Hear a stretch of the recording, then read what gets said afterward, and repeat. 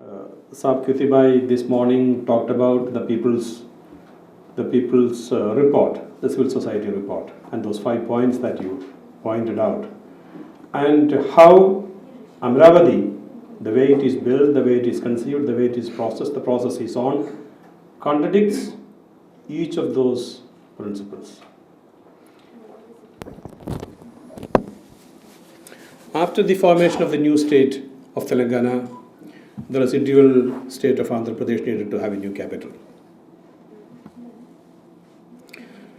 The party that came to power, the new state was formed, the division took place on 2nd of June 2014. The party that came to power in the month of May that year, in spite of the many alternatives that they had, chose to build their new capital in the floodplains of Krishna River in between Guntur and Vijayawada cities. A consortium, a Singapore-based consortium called Subana Jurong, was given the responsibility of conceiving the city and making the plan for it. And they conceived a very huge plan, really. Just talk of its dimensions. It is 7,068 square kilometers, the capital region. And I'm still not able to picturize what that area means really. Because I think Delhi is, it's about 800 and odd square kilometers, 1,500 square kilometers. Hyderabad is about 625 square kilometers. Now what this actually means, I'm not really able to conceive. 217 square kilometers would be the capital city itself, the core capital city itself. 120 square kilometers, the seed capital. And it is supposed to have a population of 11.2 million in 20 years. And this is the size of a population that took many of our cities hundreds of years. So in 20 years, the new capital is to have 11.2 million population. It is supposed to be a pioneering smart city, and it is supposed to be also a people city.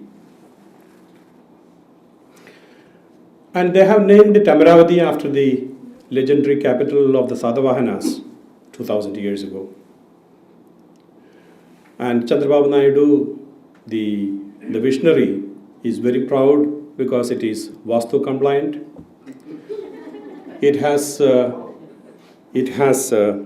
very auspicious name, and to add to it all, how many of you have seen Bahubali? Any of you? The conclusion is better than, and the director of Bahubali, Rajmouli, is a consultant, the consultant architect of this new capital. So if you have not seen the movie, don't worry. The real thing is only coming. As I said, Amravati contradicts each of those principles of the civil society report on the urbanization, urban agenda that was prepared in the context of Habitat 3 and also SDG 11. That talks about recognition of the rural, it talks about employment generation, it talks about inclusiveness and equity, it talks about urban sustainability, it talks about need to revisit urban planning itself.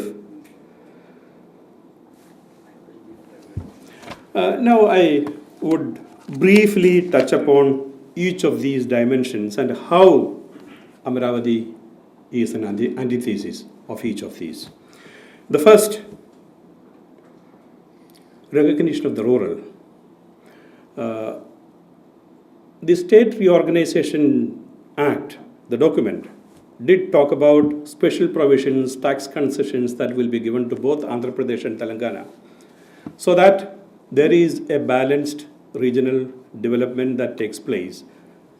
And Andhra Pradesh government has taken that with the promise that a lot of money will be coming from the center. But unfortunately, in fact, Modi laid the foundation stone of the new capital, and all that he came up with is one lot of water and another lot of mud. And there has no promises, no fulfillment of the big money that thought would be allotted to the building of the new capital. This has not still been realized. But the vision of development for Andhra Pradesh is city-centered.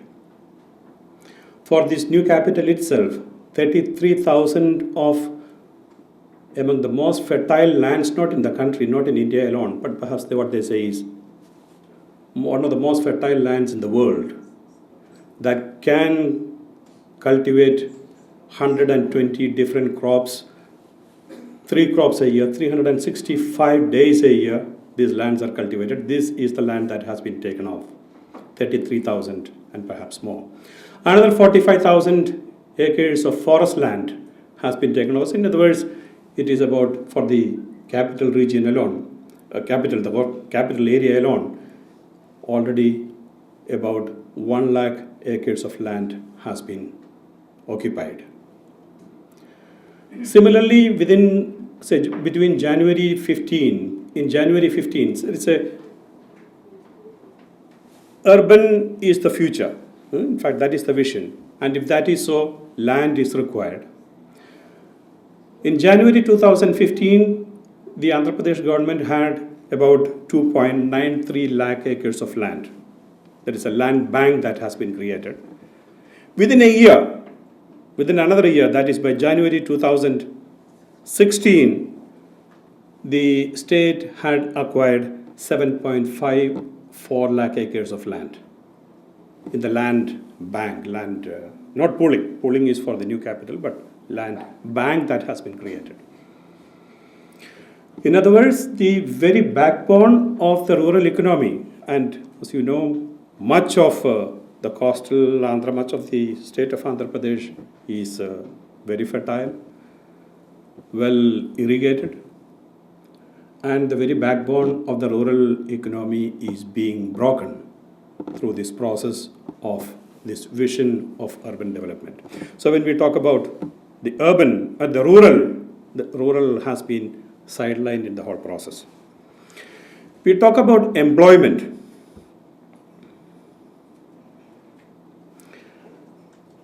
Amravati is a typical example of accumulation for production, land for production to land for the market.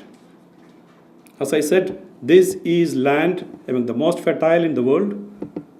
That is because I have seen it at different times of the year. I have gone to those villages, and I have seen it green every time, whether it be in the thick of summer or in rainy season, of course, winter. Any time of the year you go, the land is green with such wonderful crops, 120 crops at least that can be cultivated there.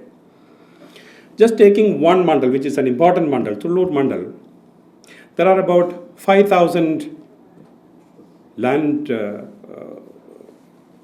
landowners there, but there are about 30,000 tenant farmers there. Because much of the land, the farmers, the big farmers, don't live there anymore. They live either in Hyderabad or wherever. And they have their sons and daughters who are NRIs in the United States. In other words, the farmers, the landowners there don't cultivate the land. Whatever land is cultivated is by the tenants or small farmers. There are 30,000 tenant farmers who are there. There are 60,000 almost agricultural workers, fish workers, vendors, people who are engaged in other trades.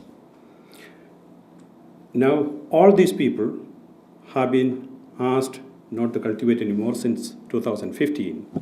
And I have seen women who are earning 300, 400 rupees there, going 60, 70 kilometers away to find agricultural work at 100 rupees, 150 rupees. There are huge number of young people who are migrating from there, because this is such a developed economic system that is there, that has been broken, that has been Trafficking, because it's a pilgrimage center, Amaravati is a pilgrimage center, there is a huge increase, they say, of trafficking of young women happening there. So employment, and what would ultimately happen is that all these people, they say what they say is that the natural process, it's only about 5 or 6% of people, of workers who are re-employed, but then the rest of them are going to be thrown out into wherever they can find work. Now the government is talking about skilling people. I remember meeting one farmer. He has 2 acres of land.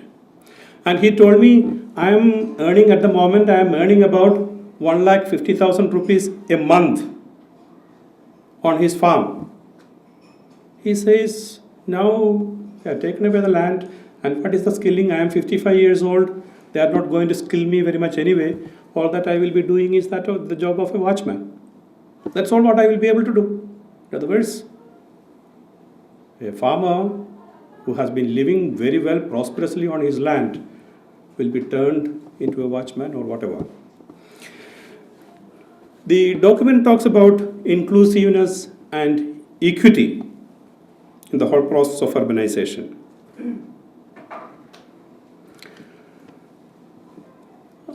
As I said, 33,000 of acres of land has been taken off under the land pooling.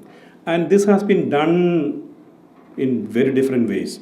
One way that they have been, because this is supposed to be, the land pooling that has been done in Amaravati is supposed to be an example. The other day a newspaper, a journalist called me from Satara or somewhere. They said there is a new airport that is coming up there. Varghes, you should say what land pooling is. Some people coming there. And they said they are talking about the land pooling model of Amaravati for Satara to acquire land for this airport. So can you tell me something about this? Land pooling is basically, okay, the farmers voluntarily give the land.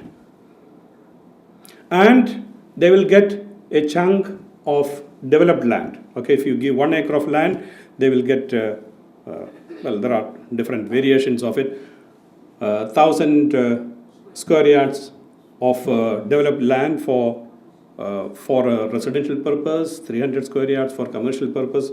In other words, you will get about 1/4 of the land back, and that is developed land. And many of those people who live, who are no more farmers there, but then who have their connections in the NRIs and live in the cities, the bigger cities and all that, for them, it's advantage. They have used that factor to pool the land. They have used it's basically choosing this place is an award that is given to a community of the Chief Minister, the caste community of the Chief Minister. And that network, the caste network, has been used to participate in the pooling of the land. The dry land, the meta land, has been given a higher compensation. So they said, anyway, we are getting a higher pay, a higher compensation than what we would otherwise get. So they have been joining in. And the rest of them, they have been using coercion. Police,